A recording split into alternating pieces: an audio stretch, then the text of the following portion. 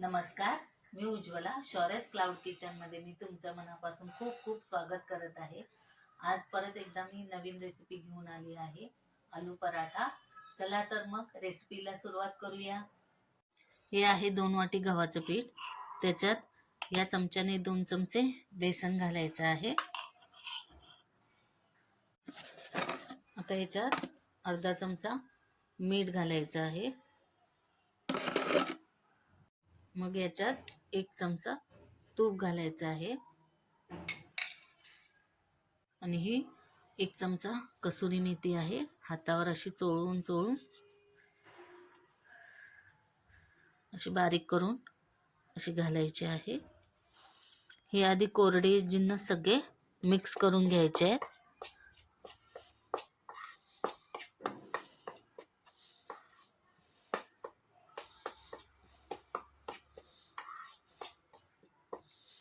आणि मग लागेल तसं पाणी घालून घालून मऊसूत असं पीठ मळायचं आहे. याच्यात ना थोडीशी हळद घालायची आहे. वरचा कलर खूप छान येतो पराठ्याचा. हे बघा, असं एकदम मऊ असं पीठ मळायचं आहे. आता 10 मिनिटं पिठाला झाकून ठेवूया आणि तोपर्यंत आपण बटाट्याची भाजी करून घेऊया स्टफिंगसाठी. हे बघा, इथं मी 4 बटाटे उकडून गार करून घेतलेले आहेत. याचे आता साल काढून बारीक चॉप करून घेऊया स्टफिंगसाठी. हे मी छोटं मिक्सरचं भांडं घेतलंय. ह्याच्यात आपण मसाला तयार करूया. 2 चमचे धने, 1 चमचा जिरे, 1 चमचा बडीशेप, ही 1 लाल सुकी मिरची घालायची आहे. हे लसणाच्या पाकळ्या घालायच्या आहेत 5. हे आलं घेतलं आहे थोडंसं. आता या 4 मिरच्या मी घेतलेल्या आहेत, या कट करून ह्याच्यात घालायच्या.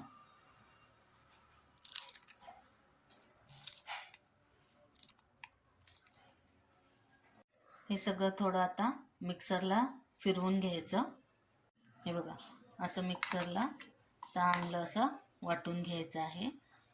चला तर आपण आता बटाट्याची स्टफिंग करायला घेऊया. हे बघा, इथं मी एक कढई ठेवलेली आहे स्टफिंग करण्यासाठी. ह्याच्यात आपण आता 1 पळी तेल घालायचं आहे.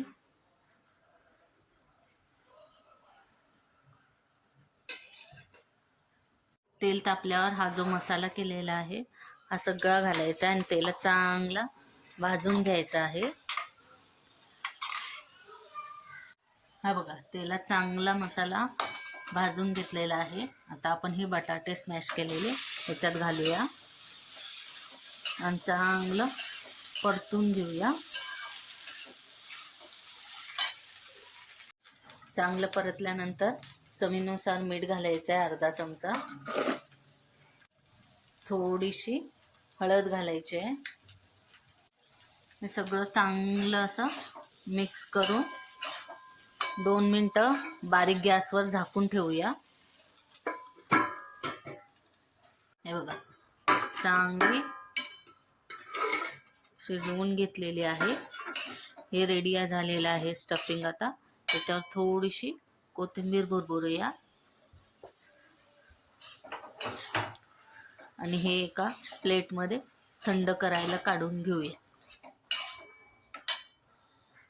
हे बघा, प्लेटमध्ये काढण्याच्या आधी आपण स्मॅशरने असं चांगलं स्मॅश करून घेऊया सगळे बटाटे. हे असे गरम गरम पटकन होतात.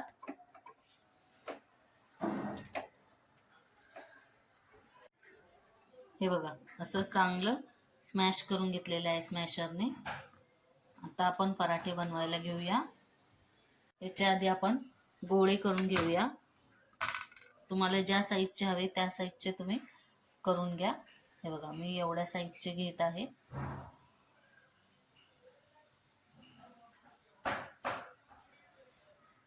हे बघा, ह्याच्यात एवढे गोळे झालेले आहेत.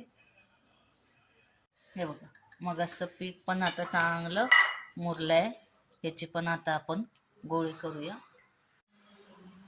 हे बघा, हा एवढा उंडा घेतलेला आहे. हे असं चांगली अशी वाटी तयार करायची. हे बघा, अशी वाटी गोल अशी करायची आहे आणि याच्यात हा एक असा घालायचा. हे बघा, हे असे गोल गोल चांगलं असं फिरवत हे असं वर आणायचं आहे.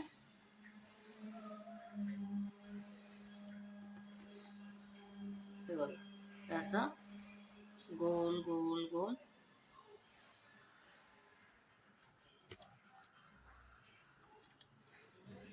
हे बघा, असं वर वर वर असं आणायचं आणि असं चिमटीने असं दाबायचं आणि असा गोळा चांगला.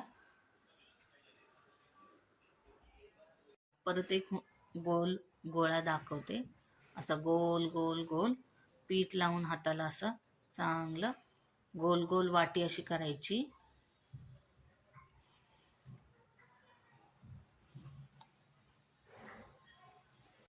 हे बघा, हा गोळा ह्याच्यात घातलेला आहे. आता हा दाबत दाबत असं वर घ्यायचं आहे. हे बघा, हे असं ह्याच्यात आतमध्ये असं दाबत दाबत असं. हे बघा, हे असं हे करून असं करायचं आणि मग हे बघा,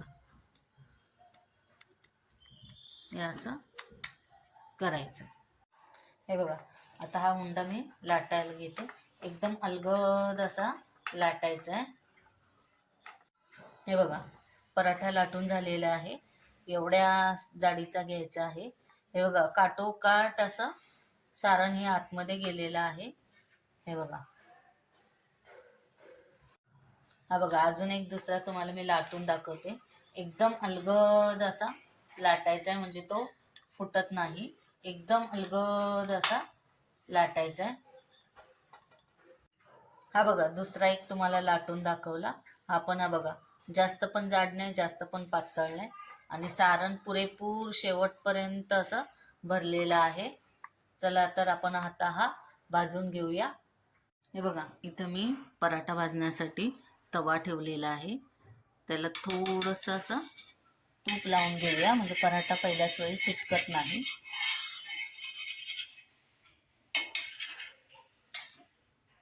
बघा, याच्यात असा पराठा घालायचा, चांगला भाजून घ्यायचा.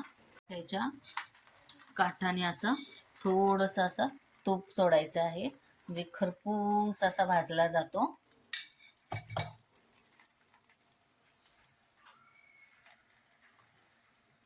हे बघा, खालच्या साईडने चांगला असा भाजलेला आहे, म्हणून आपण आता पलटी करूया. हे बघा, आता इथं पण आपण काठाने जरासं तूप लावूया, वरून पण थोडंसं लावूया.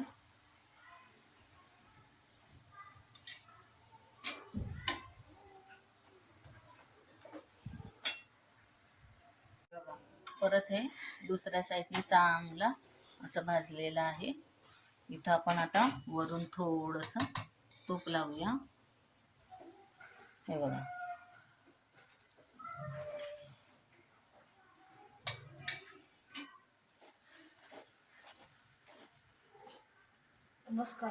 हे बघा, दोन्ही साईडने चांगला खरपूस भाजलेला आहे.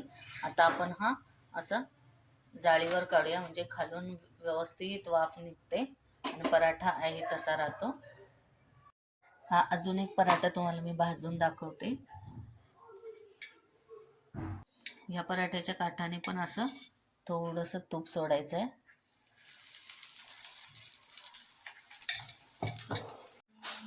हे बघा, दुसऱ्या बाजूने चांगला भाजलेला आहे. तर आपण आता पलटी करूया आणि परत थोडंसं काठाने असं तूप सोडायचं आणि वरून पण असं चांगलं लावायचं. हे बघा, कशी टम्म अशी फुगली. हे बघा, आता हा दुसरा पण पराठा चांगला खरपूस भाजलेला आहे. आपण आता ह्या जाळीवर काढून घेऊया. चला तर आता आपण प्लेटिंग करूया. हे बघा, पराठ्यासोबत खाण्यासाठी मी हा चना मसाला केलेला आहे. हे आहे दही आणि हे आहे आपले आलू पराठे. हे बघा, ताट रेडी आहे. या सगळ्यांनी जेवायला. चला आता बघू आलू पराठा कसा आहे.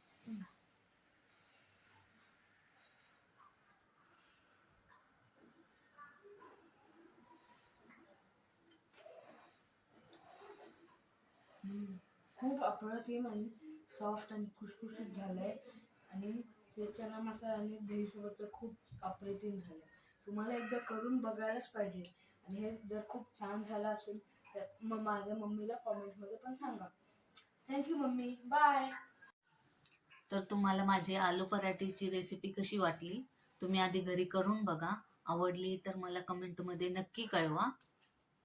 हा व्हिडिओ शेवटपर्यंत बघितल्याबद्दल मनापासून खूप खूप धन्यवाद. याआधी ज्यांनी माझ्या शौर्यच क्लाउड किचनला लाईक, शेअर आणि सबस्क्राईब केलेले आहेत त्यांचे पण मनापासून धन्यवाद. हा व्हिडिओ आवडला असेल तर लाईक, शेअर आणि सबस्क्राईब करायला विसरू नका. त्याच आशीर्वाद तुमचा माझ्या शौर्यच क्लाउड किचनला राहू दे. मी नवनवीन रेसिपीज घेऊन येत जाईन, तर तुम्ही माझ्या शौर्यच क्लाउड किचनला नेहमी विजिट द्या. आणि तुम्हाला माझ्या रेसिपीज आवडत असतील तर तुम्ही तुमच्या फ्रेंड सर्कलमध्ये, रिलेटिव्समध्ये माझे हे व्हिडिओज शेअर करायला विसरू नका. धन्यवाद.